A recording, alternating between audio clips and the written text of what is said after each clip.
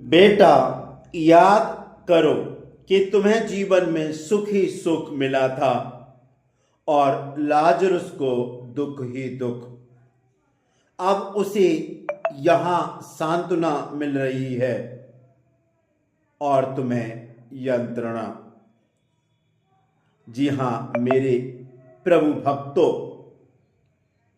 पिता परमेश्वर की आप एक अच्छी और सच्ची और प्रेममयी आत्मा हैं। आप बेटे हैं और बेटियां हैं। ये जो कहानी है, मैं जो कहानी आपके सामने अभी बता रहा हूं, ठीक प्रकार से सुनना, शुरू से लेके अंत तक उसे समझना। यदि इस कहानी को सुनने के बाद ठीक से, यदि हमने यह कहानी ठीक से सुन ली, तो मैं समझता हूं 99%, 99% हम सबके जीवन से दुख संकट जरूर दूर हो जाएंगे और हम एक जो इंसान है, जो कमजोर प्राणी है, दिन प्रतिदिन पाप करते मनसावाचक कर्म से, उन पापों को हम शायद कभी ना करेंगे। कहानी इस प्रकार से है। एक अमीर आदमी था जो बैंगनी वस्त्र और मलमल पहनकर प्रतिदिन दावत उड़ाया करता था, यानी प्रतिदिन अच्छे अच्छे कपड़े पहनकर वो खाना खाता था। उसके फाटक पर लाजरस नामक कंगाल पड़ा रहता था, जिसका शरीर फोड़ों से भरा हुआ था। वह अमीर की मेज की झूठन से अपनी भूख मिटाने के लिए तरसता था और कुत्ते आकर उसकी फोड़े चाटा करते थे। वह कंगाल एक दिन मर गया और स्वर्गदूतों ने उसे ले जाकर इब्राहिम की गोद में रख दिया। अमीर भी मरा और दफनाया गया। उसने अधोलोक में यंत्रणाएं सहते हुए अपनी आंखें ऊपर उठाकर दूर से ही इब्राहिम को देखा और उसकी गोद में बैठे हुए लाजरस को भी। उसने पुकार कर कहा, पिता इब्राहिम, हे मेरे ईश्वर, मेरे पिता, मुझ पर दया कीजिए और लाजरस को भेजिए, जिससे वह अपनी उंगली का सिरा पानी में भिगोकर मेरी जीभ ठंडी करे, क्योंकि मैं इस ज्वाला में तड़फ रहा हूं। इब्राहिम ने उससे कहा, बेटा, याद करो तुम्हें जीवन में सुख ही सुख मिला था और लाजरस को दुख ही दुख। अब उसे यहां सांत्वना मिल रही है और तुम्हें यंत्रणा। इसके अतिरिक्त हमारे और तुम्हारे बीच एक भारी गर्त अव्यवस्थित है, इसलिए यदि कोई तुम्हारे पास जाना भी चाहे तो वह नहीं जा सकता। उसने उत्तर दिया, आपसे एक निवेदन है, आप लाजरस को मेरे पिता के घर भेज दीजिए, क्योंकि मेरे 5 भाई हैं। लाजरस उन्हें चेतावनी दे, कहीं ऐसा ना हो कि वे भी यंत्रणा के इस स्थान में आ जाए। इब्राहिम ने उससे कहा, मूसा और नबियों की पुस्तकें उनके पास हैं, वे उसकी सुने। अमीर ने कहा, पिता इब्राहिम, हे पिता इब्राहिम, वे कहाँ सुनते हैं, परंतु यदि मुर्दों में से कोई उनके पास जाए तो वे पश्चाताप करेंगे और सुनेंगे भी। पर इब्राहिम ने उसे कहा, जब वे मूसा और नबियों की नहीं सुनते, तब यदि मुर्दों में से कोई भी जी उठे तो वे उसकी बातें भी नहीं मानेंगे। जी हाँ मेरे प्रभु भक्तों, हम सब ने ये कहानी बहुत सुनी। आपने ये कहानी जरूर सुनी होगी अमीर व्यक्ति और लाजरस। यदि मैं इस कहानी को संक्षेप में बताऊं, एक आदमी बहुत अमीर आदमी था। जैसे हमारे आसपास बहुत सारे अमीर आदमी होते हैं और उनका केवल एक ही काम होता, अपने मतलब से मतलब। दाएं क्या हो रहा है, बाएं क्या हो रहा है, आगे क्या हो रहा है, पीछे क्या हो रहा है, पड़ोस में क्या हो रहा है, किसी से कोई मतलब नहीं है। तो वो अमीर व्यक्ति क्या करता था, डेली अच्छे अच्छे खाना खाता और डेली कपड़े बदलता था। हो सकता है हजारों के वो कपड़े बदलता होगा, हजारों के सूट भी बदलता होगा। हो सकता है कि बहुत महंगे से महंगा वो खाना भी खाता होगा। लेकिन उस अमीर व्यक्ति के फाटक, यानी जो घर का फाटक था, उसके पास में लाजरुस नाम का एक व्यक्ति था। उसका शरीर फोड़ों से भरा हुआ था, पैर फोड़े थे उसमें, और उसके घाव को कुत्ते आकर चाटते थे। क्योंकि हम सबको पता है, जब घाव हो जाते, फोड़े हो जाते हैं, जब किसी को समय से इलाज नहीं मिलता, उसमें कीड़े पड़ने लगते हैं। जब कीड़े पड़ने लगते हैं तो वो इतना भी सामर्थ्यवान नहीं होगा शायद अपने वो जो घाव थे उन घाव को वो उनके मक्खियों को वहां से भगा दे या कीड़ों को निकाल दे। हो सकता बहुत लाचार होगा।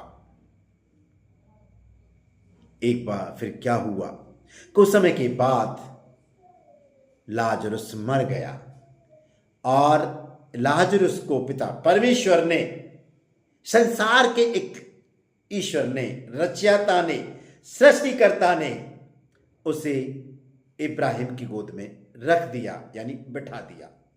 कुछ समय के बाद अमीर व्यक्ति भी मरा। अमीर व्यक्ति मरने के बाद वो यंत्रणा सह रहा था। उसका शरीर आग से जल रहा था, गर्माहट से जल रहा था। जब उसे पानी का आभास हुआ, वो बोल रहा था, हे इब्राहिम, इब्राहिम, मुझे पता है कि लाजरुस जो वहां पर नीचे पड़ा था मेरे घर के फाटक के पास, उसके घावों को कुत्ते चाटते थे, आज वो आपकी गोद में बैठा हुआ है। लाजरुस से बोल दे, थोड़ा सा पानी का एक टपका, पानी की एक बूंद मेरे मुंह में डाल दी। और हाँ, आप ऐसा कीजिए कि लाजरुस को नीचे भेज दीजिए मेरे भाइयों के पास, मेरे कुटुंबियों के पास, मेरे रिश्तेदारों के पास, जिससे कि वो उसकी सुनकर पश्चाताप करे। क्योंकि यदि हम गलत काम करेंगे तो गलत काम का नतीजा यहां पर बहुत बुरा होता है। भेज दीजिए वहां पर। तो ईश्वर ने बोला, इब्राहिम ने बोला, नबियों की पुस्तक तो है ना उनके पास में, उनमें पढ़ें और समझें और अपने जीवन को धन्य बनाएं। तो उस अमीर आदमी ने कहा, यदि मैं यहां से किसी मृतक व्यक्ति को भेज दूं तुम्हारे कुटुंबियों के पास, रिश्तेदारों के पास, तुम्हारे भाइयों के पास, तो उसकी तो सुनेंगे नहीं, क्योंकि उन्होंने नबियों के द्वारा लिखी हुई किताबें, पुस्तकें की नहीं सुनी तो उसकी क्या सुनेंगे। इसलिए बेटा, यहां से तुम्हारे बीच में और लाजरस के बीच में ये बहुत बड़ी खाई है। इस खाई को जंप लगाना, पार करना बड़ा मुश्किल है। एक तरफ खाई की तरफ बीच में आग, एक तरफ इब्राहिम की गोद में लाजरस यानी सुख और शांति में, दूसरी तरफ आप हो यानी दुखों में। तो प्यारे प्रभु भक्तों, ये कहानी हमको बहुत ही अच्छी तरह से इशारा करती है हमारे जीवन के ऊपर। आज एक बात सुनना, जब हमारा जीवन वर्तमान समय में सही चल रहा है, कभी कभी क्या होता है, लोग सोचते हैं अरे यार गलत काम करते जा, कुछ नहीं होता। संत महात्माओं ने भी बोला है, यदि किसी गलत व्यक्ति का जीवन सही चल रहा है तो हो सकता है उसके पूर्व के जन्म के कार्य होंगे, उनकी वजह से चल रहा है। क्योंकि संसार उन्हीं की तरफ देखता है जो गलत होते हुए भी उनका जीवन जो अच्छी तरह से चलता है, संसार उनकी तरफ देखता है। लेकिन ये सोच गलत है। इसलिए हमें इस कहानी से, ये कहानी जो बाइबल से ली गई है, हमें सबक लेने की ज़रूरत है। हो सकता है कि हम अपने घरों में अच्छा अच्छा खाना खाते हैं, और हो सकता है हमारे घरों में जो भिखारी आते हैं, जो मांगने वाले आते हैं, जो लंगड़े लूले कंगाल आते हैं, कभी कभी हम उनको नकार देते हैं, भगा देते हैं। डेली आ गया, कल भी तो आया था, आज सुबह आया था, फिर शाम को भी आ गया, कल भी आया, परसों भी आया, और हमारे पास में जो खाना बचता है उसको हम यूं ही फेंक देते हैं। ये नहीं कि हम किसी ज़रूरतमंद को, किसी कंगाल को हम दे दें। तो प्यारे दोस्तों, ये कहानी हमको सबक सिखाती है और हमारे दिलो दिमाग को खोलती है, हमारे अंतरतम को खोलती है कि जो संसार का जो झूठा झगड़ा है, जो इंसान जो आधुनिकता की दौड़ में चल रहा है, हर समय से मेरा मेरा मेरा मेरा मेरा, धन संपत्ति मेरी, सोना चांदी हीरा जवाहरात मेरी, मान पद प्रतिष्ठा मेरा, अच्छा खाना भी मेरा, दूसरे से मुझे कोई मतलब नहीं। यदि ऐसी सोच है तो आज ही हमको इसको बदलना पड़ेगा, नहीं तो यह कहानी हमको बहुत ही अच्छा सबक दे रही है। आइए हम सभी हमारे पास पड़ोस में, हमारे गली मोहल्लों में, हमारे ऑफिसों में, हमारे कार्यस्थलों में बहुत सारे ऐसे लाजरस होंगे, हम उनकी तरफ ध्यान नहीं देते। हम ध्यान उनकी तरफ नहीं देते कि वो हमारी जाति के नहीं, हम ध्यान इसीलिए नहीं देते कि वो हमारे जिले के नहीं, हम ध्यान इसीलिए नहीं देते कि वो गंदे रहते हैं, हम ध्यान इसीलिए नहीं देते कि वो बीमार हैं, हम ध्यान इसीलिए नहीं देते कि उनके पास कपड़े नहीं है, क्योंकि हमारी सोच, इंसान की सोच यही है, मेरा मेरा मेरा, सब कुछ मेरा। इस सोच से हमें आगे आना होगा। समझने वाली बात है, आज हम दृढ़ संकल्पित हो जाए, प्रेरणा लें, प्रतिज्ञा करें कि हमारे आसपास बहुत सारे लाजरस हैं। लाजरस आते हमारे पास बीमारों के रूप में, कंगालों के रूप में, जरूरतमंदों के रूप में आते हैं। यदि हम ईश्वर की आराधना करते हैं, जिस तरह से मन लगा के हम ईश्वर की आराधना करते हैं, उसी तरह से हमें मन लगा के दूसरों की जरूरतों का भी ख्याल रखना पड़ेगा।